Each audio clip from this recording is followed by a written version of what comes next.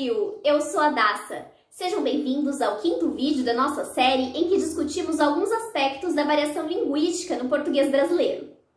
No vídeo de hoje, a gente vai falar sobre algumas variações na pronúncia das vogais. Você se lembra quais são as vogais no português brasileiro? Vamos recapitular rapidinho antes de começar. Os sons vocálicos do português podem ser divididos em dois grupos: as vogais orais e as vogais nasais. As vogais orais são aquelas que se pronunciam usando apenas a boca, sem interferência do nariz na qualidade do som. No português brasileiro, são 7 vogais orais. A, como na palavra pá. E, como nas palavras escola ou você. É, como nas palavras fé ou café. I, como na palavra hipótese. O, como nas palavras política ou vô. O, como nas palavras só ou vó. U, como na palavra utopia. Já as vogais nasais são aquelas que têm interferência do nariz na qualidade do som. São 5. Como nas palavras antes ou maçã. Em, como na palavra detergente. In, como na palavra sim. On, como na palavra som. Como pronunciamos o número 1. Somando as vogais nasais e orais, temos 12 sons vocálicos no português brasileiro.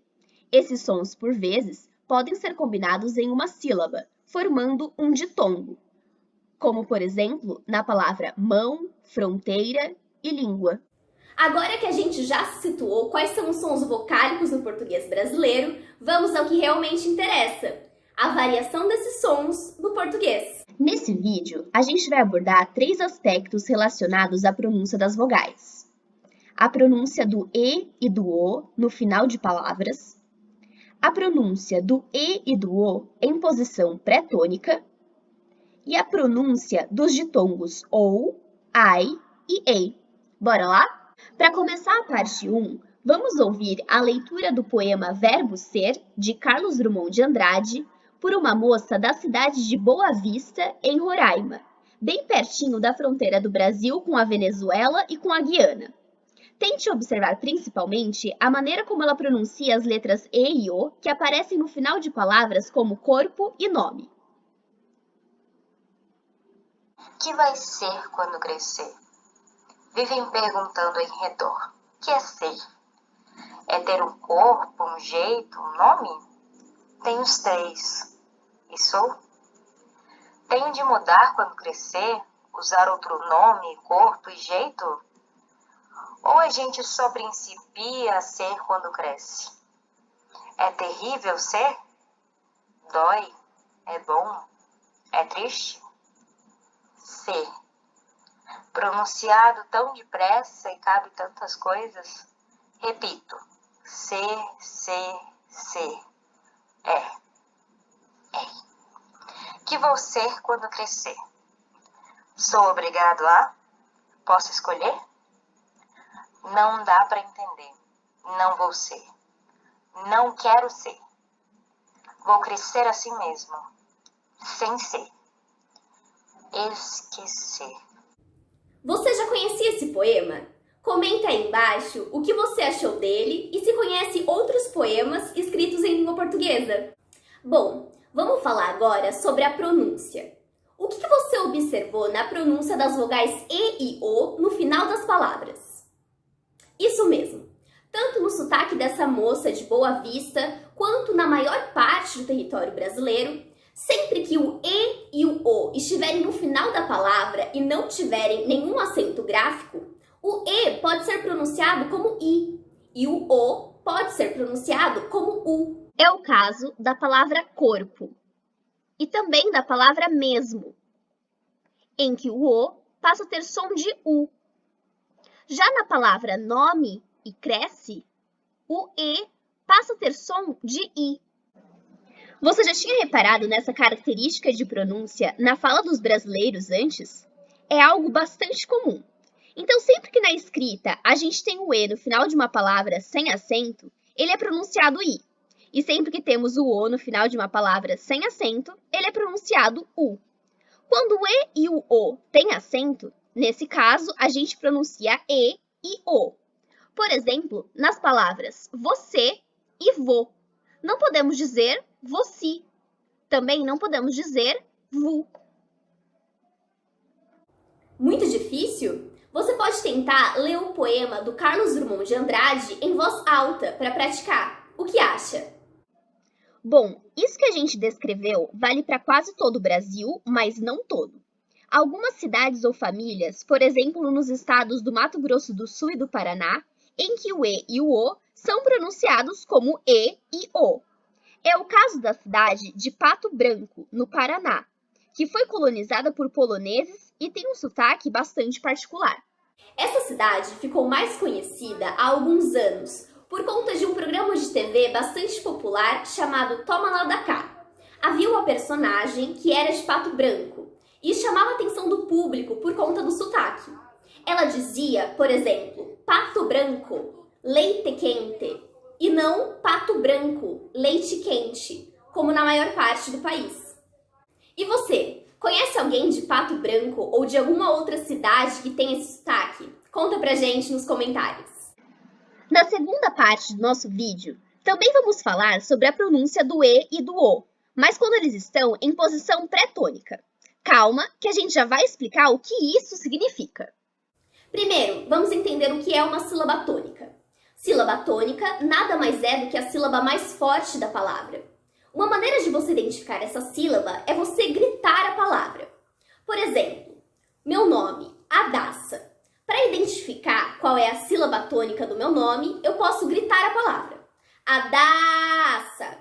A sílaba da foi pronunciada por mais tempo. Logo, essa é a sílaba tônica do meu nome. Vamos tentar com outras palavras. Café. Café. Fé é a sílaba tônica. Guitarra. Guitarra. Tá é a sílaba tônica. Tente você. Qual é a sílaba tônica da palavra Brasil? Se você disse zil, acertou. Uma vogal em posição pré-tônica, portanto, é aquela que vem antes da sílaba tônica de uma palavra. Em Brasil, o A é uma vogal pré-tônica. Quando essa vogal é um E ou um O, dependendo do sotaque da pessoa, o E pode ser pronunciado como E e o O pode ser pronunciado como O. Veja, por exemplo, a maneira como um rapaz de Olinda, no estado de Pernambuco, pronuncia as palavras perguntando, terrível, pronunciado e obrigado, naquele mesmo poema de Drummond. Verbo ser, Carlos Drummond de Andrade. Que vai ser quando crescer? Vivem perguntando em redor. Que é ser? É ter um corpo, um jeito, um nome? Tem os três. E sou? Tenho de mudar quando crescer? Usar outro nome, corpo e jeito? Ou a gente só principia a ser quando cresce? É terrível ser? Dói? É bom? É triste? Ser. Pronunciado tão depressa e cabe tantas coisas. Repito. Ser. É. Que vou ser quando crescer? Sou obrigado a? Posso escolher?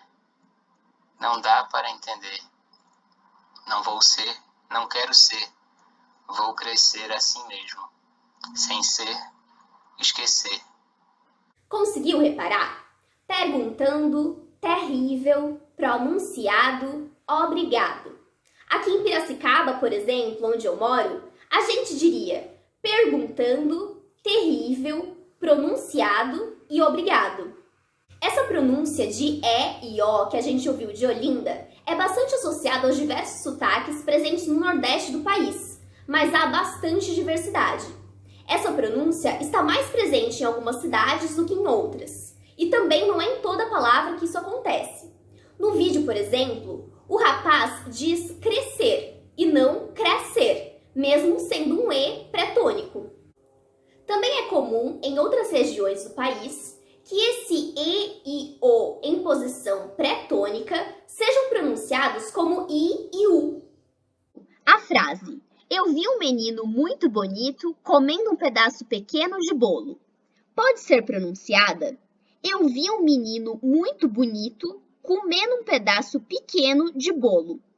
Esse fenômeno é bastante comum, por exemplo, nos sotaques do Sudeste e do Centro-Oeste brasileiros, mas também em outros estados.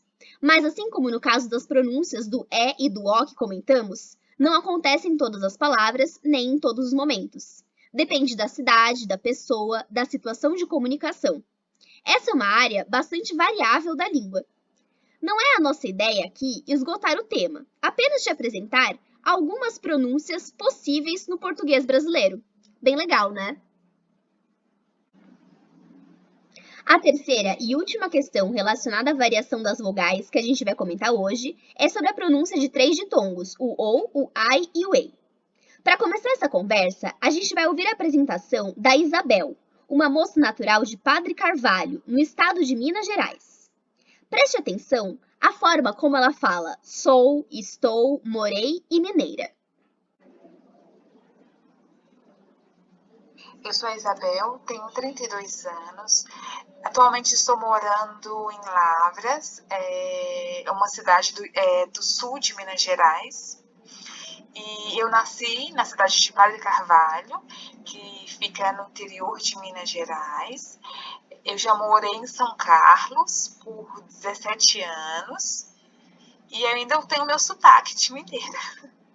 Você deve ter reparado que existem diferenças na forma como OU e EI são pronunciados em cada palavra. Por exemplo, ela disse estou, sou, mineira, morei. Pois então, esses dois ditongos apresentam bastante variação no português brasileiro. Não exatamente entre sotaques, no sentido de que cada região falaria de uma maneira. Na verdade, essa variação ocorre na fala de uma mesma pessoa.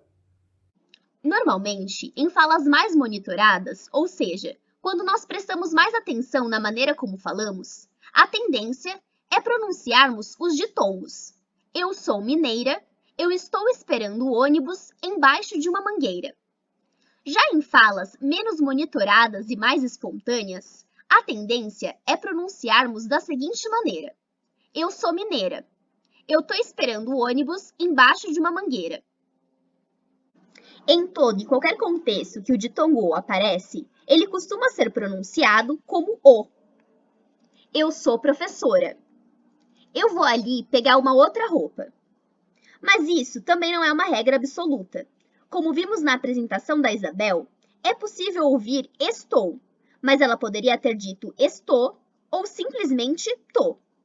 Ela disse sou, mas poderia ter dito sou.